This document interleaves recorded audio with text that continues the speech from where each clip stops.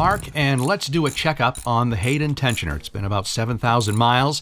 After removing the drain plug, the outer primary cover just pops right off, doesn't it? Isn't that a miracle?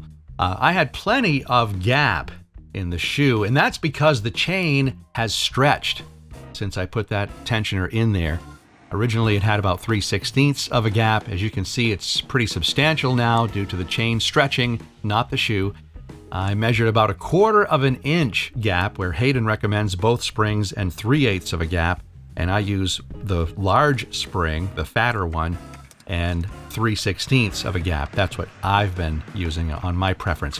After I broke the bolts loose, I removed them with the driver drill so I could get the shoe out, and that way we can take a closer look at it. Now, this is after about 7,000 miles.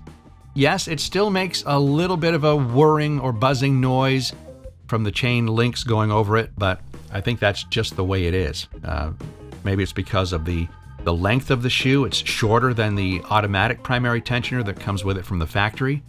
But as far as inspecting the shoe goes, and I even put a light up through it to see if there are any thinner spots, and you can see there are some towards the front of the shoe on the left side, thinner spots where the links have ground down through the plastic, a little bit heavier on the front where it first contacts the shoe.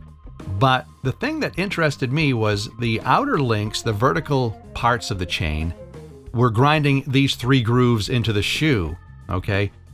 But the round barrel middle parts of the chain that the teeth grab onto, they glide over these 2 strips in the middle, and I have the feeling that it won't wear into the shoe any further than that as long as those barrels keep gliding over those 2 middle sections right there. It'll keep it from wearing any deeper into the shoe. That's just my theory.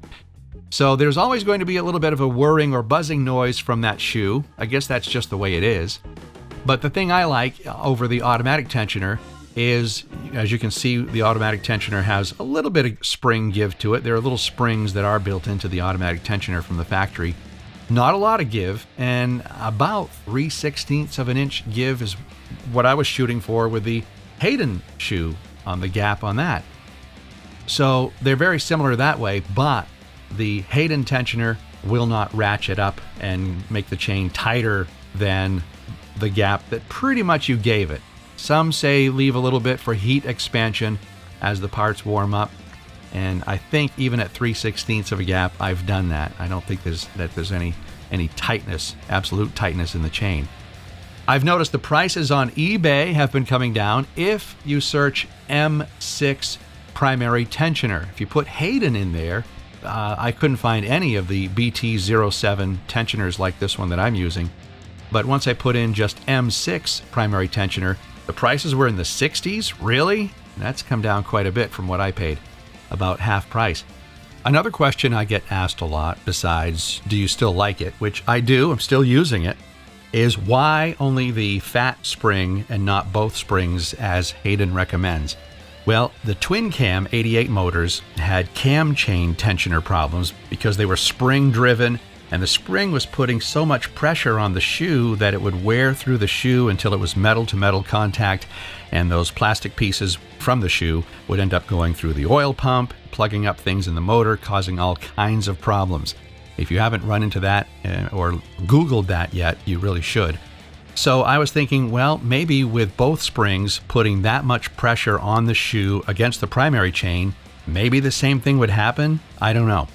But it just seemed really tight, a lot of tension with both springs in there, gapped at 3/8 of an inch.